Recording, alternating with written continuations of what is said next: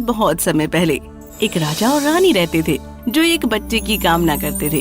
कई वर्षों के बाद उन्हें एक बेटी का आशीर्वाद मिला जो उन्होंने अब तक देखी सबसे सुंदर छोटी लड़की थी। पूरा राज्य खुश था और राजा ने खुद एक उत्सव के लिए सबको निमंत्रण दिया था। बच्चे के नामकरण समारोह में दोस्तों और परिवार, पुजारियों और जादूगरों को आमंत्रित किया गया था। लेकिन राजा एक नाम भूल गया था, वो एक डायन, सबसे शक्तिशाली, सबसे दुष्ट। जब चुड़ैल ने उत्सव के बारे में सुना तो उसने वैसे ही समारोह में जाने का फैसला किया। स्वागत है, मेरी बेटी को आशीर्वाद दीजिए। जी महामहिम, पर नन्ही परी कहाँ है? उसकी माँ उसे जल्द ही लाएगी। हालांकि ये तो स्पष्ट था कि राजा ने ये सब अनजाने में किया था कि उससे भूल हो गई थी। इस बात ने चुड़ैल को और भी चिढ़ा दिया और उसने बदला लेने का सोचा। जब नामकरण शुरू होना था और राजकुमारी पर सुगंधित पानी का छिड़काव करना था तो चुड़ैल ने चुपके से पानी में जादू का पाउडर डाल दिया। जैसे ही इसे बच्ची पर छिड़का गया, बच्ची ने अपना सारा वजन खो दिया। वो गुरुत्वाकर्षण से प्रभावित होना बंद हो गई और फिर वो हंसने लगी और ठिठक गई। ये क्या है?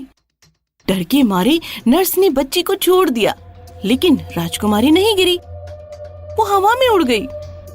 मेरी बेटी, ये क्या हुआ? इसका मतलब ये हो सकता है कि राजकुमारी को शाप दिया गया हो। उन्होंने बच्चे को सुरक्षित रखने के लिए उसे पकड़ लिया। लोगों ने इस अजीब शाप के बारे में कुछ नहीं सोचा। एक बच्चा जिसका वजन कुछ भी नहीं था और जिसकी भावना खुशी थी, लेकिन वास्तव में ये बहुत गंभीर था। एक दिन किसी ने राजकुमारी के कमरे की खिड़की खोली। तेज हवा कमरे में आ गई और राजकुमारी उड़ गई। महल में बहुत खोजबीन की गई, लेकिन उन्हें बच्ची नहीं मिली।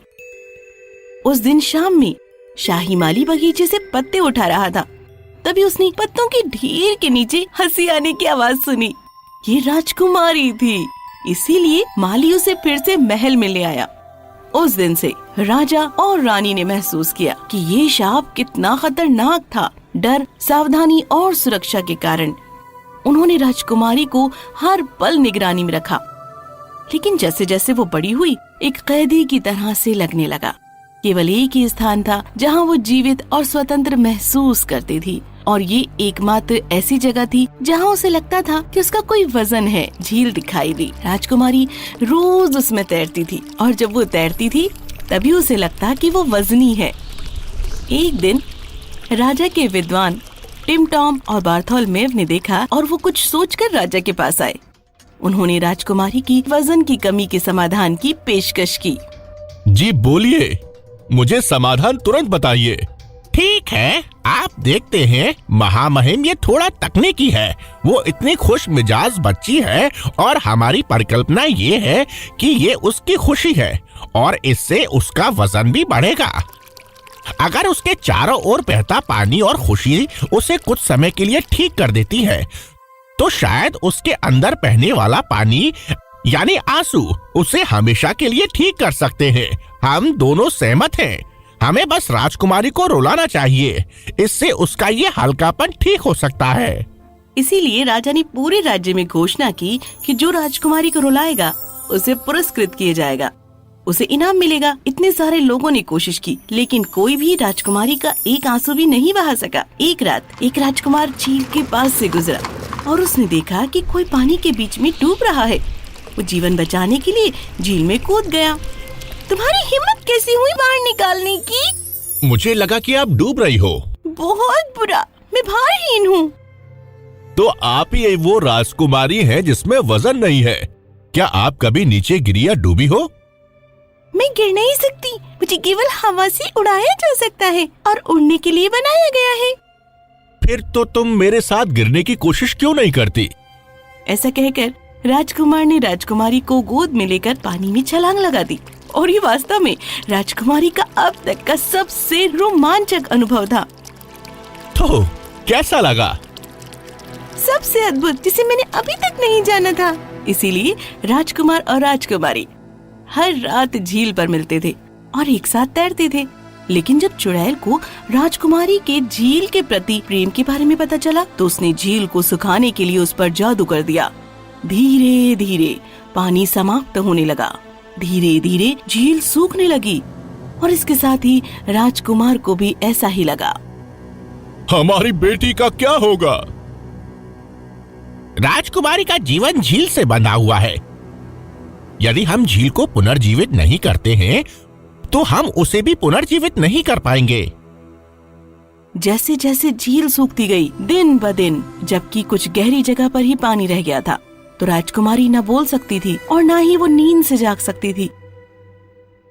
तभी एक गड्ढे में कुछ लड़कों को चट्टान के नीचे एक सुनहरी प्लेट मिली जिसमें लिखा था, यदि झील को मनुष्यों की खातिर जीना है तो उसे एक आदमी की जान लेने की अनुमति दी जानी चाहिए, लेकिन उस आदमी को स्वेच्छा से अपना जीवन देने के लिए तैयार होना चाहिए। उसे झील के सूखे तल पर बैठना चाहिए जब तक कि उसका पानी उसके सिर से ऊपर तक ना उठ जाए। और जब राजा ने ये सुना तो उसने सभी को संदेश भेजा, हे महामहिम, मैं झील को अपना जीवन अर्पित करूंगा, लेकिन एक शर्त पर। आपको मंजूर है? वो क्या है? अगर मैं बच गया तो आपकी बेटी से शादी करना चाहूंगा। मुझे पूरी उम्मीद है कि आप जीवित रहेंगे और मैं सहमत हूं। तो राजकुमार झील के तल पर बैठ गया। फिर दरबार के कुछ लोग राजकुमारी को उसकी नाव में लेकर पहुंचे और फिर धीरे धीरे पानी ऊपर उठने लगा। जल्दी ही पानी ने उसके घुटनों को ढक दिया और फिर ये इतना ऊंचा हुआ कि राजकुमारी की नाव को थोड़ा डगमगाया। राजकुमारी ने शक्तियां वापस लेना शुरू की और वो जाग गई। उसने पानी को ऊपर उठते हुए देखा और वो बहुत खुश हुई। वो नहीं जानती थी कि राजकुमार पानी में क्यों बैठा था, जबकि वो एक नाव में थी। राजकुमार, मेरी नाव तैर रही है। देखो, पानी बढ़ रहा है। मेरी झील सूख नहीं रही है। हम फिर से तैरेंगे। मैं तुम्हारे साथ फिर से तैरने के अलावा और कुछ नहीं चाहता, लेकिन अब से मैं नहीं कर सकता। आपका श्वास तभी वापस आएगा जब झील भर जाएगी, और ये तभी भरेगा जब तक मैं यहां तल पर हूं और तुम्हारे लिए अपने प्राण दे दूं। अपने जीवन में पहली बार राजकुमारी के दिल में कुछ झटका लगा और पानी जितना ऊंचा उठा उतनी ही तेजी से उसने अपने मन में दुख को पहचाना। वो नहीं चाहती थी कि राजकुमार मर जाए। अंत में उसका चेहरा पानी के नीचे डूब गया। राजकुमारी ने फैसला लिया। उसने पानी में डुबकी लगाई और राजकुमार को सतह पर खींच लिया।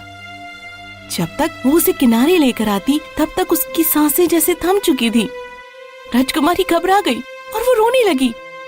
वो इतनी जोर से रोई जितनी वो कभी भी नहीं रोई थी। उसकी आवाज झील के पानी में गूंज रही थी। राजा के वैद्य आए और वो राजकुमार के पास बैठ गए, लेकिन वो नहीं उठा।